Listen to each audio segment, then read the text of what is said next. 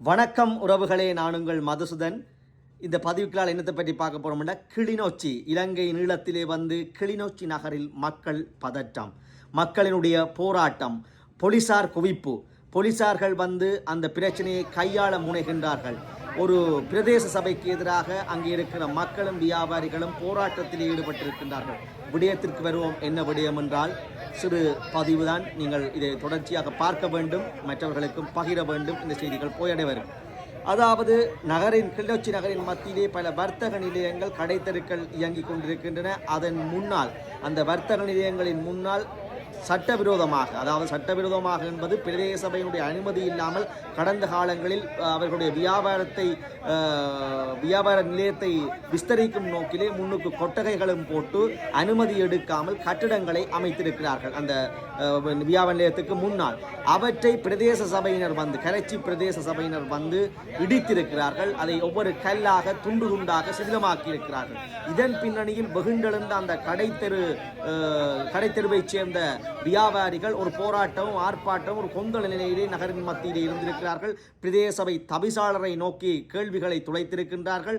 மற்றைய, அதாவது எதிர்க்கட்சியை பிரதிநிதித்துவப்படுத்துகின்ற பிரதேச சபை உறுப்பினர்களும் அங்கே வந்து அவர்களுக்கு ஆதரவாக நின்று குரல் எழுப்பியதோடு மட்டுமல்லாமல் அந்த நிகழ்வு ஒரு கொந்தள நிலைமையாக இருந்தது. பிரதேச சபை தவிசாளரை ஏசியதோடு மட்டுமல்லாமல், நாங்கள் இந்த இவ்வளவு காலமும் வந்து இங்கே வியாபாரம் ஏற்படுத்துகின்றோம், இப்பொழுதே நீடிக்கப்பட்டது, எங்களுக்கு முன்னறிவித்தல் தரவில்லை, இது ஒரு சட்டவிரோதம் என்று இவர்கள் சொல்கிறார்கள். இந்த வியாபாரிகள் தரப்பிலே பல நூற்றுக்கணக்கான வியாபாரிகள் அங்கே குழுமியிருந்து தகாத வார்த்தை பிரயோகங்களையும் பேசியிருக்கிறார்கள். ஆனால் இங்கால வந்து பிரதேச சபையினரை பார்த்தால் அது வந்து சட்டவிரோதமாக அமைக்கப்பட்டது, சட்டத்துக்கு புறம்பாக அமைக்கப்பட்டது, அது அகற்றப்பட வேண்டியதென்று போயிருக்காங்க. இந்த பதற்றமான நிலைமையிலே போலீசார் குவிக்கப்பட்டு அங்கே நிலைமை சுமூகமான நிலைமைக்கு வந்திருக்கின்றது.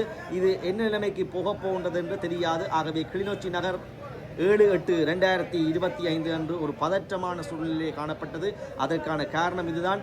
என்னவாக இருந்தாலும் ஒரு நகரத்தின் போக்குவரத்துக்கு இடைசலாக இருந்திருந்தால், கட்டடங்கள் சட்ட ரீதியற்று இருந்திருந்தால் அது அகற்றப்பட வேண்டியவை. அதற்கு வியாபாரிகளும் ஒத்துழைப்பு, பொதுமக்களும் ஒத்துழைப்பு வழங்க வேண்டியது. ஆனால் அது வந்து பொதுமக்களுக்கும் பாதிப்பில்லாமல் ஒரு சட்ட ரீதியாக இவ்வளவு நாளும் இயங்கியதென்றால் அது அகற்றியதும் பிழையானது. என்ன இதுவோ விடயம் இதுதான். அங்கே வந்து மக்கள் ஒரு பதற்றமான கொந்த நிலைமைக்கு, அந்த வியாபாரிகளோடு சேர்ந்து பல மக்களும் கூடி அங்கு ஒரு ஆர்ப்பாட்டம், பதற்றமான நிலைமை ஏற்பட்டதன் விளைவாக போலீசாரினால் அந்த நிலைமை சுமூகமாக்கப்பட்டிருக்கிறது. இனித்தான் தெரிய போகின்றது பிரதேச சபைக்கும் இந்த வியாபாரிகளுக்கும் இடையில் உள்ள என்ன ஒற்றுமைப்பாடான விடயங்கள் போக போகின்றது என்று. மீண்டும் பார்ப்போம். இது போன்ற விடயங்களினூடாக தெரிந்து கொள்ள இணைந்திருங்கள். யூடியூப் சேனலினூடாகவும் சப்ஸ்கிரைப் பண்ணி பின்தொடருங்கள். நன்றி, வணக்கம். மீண்டும் ஒரு பதிவினூடாக சந்திப்போம்.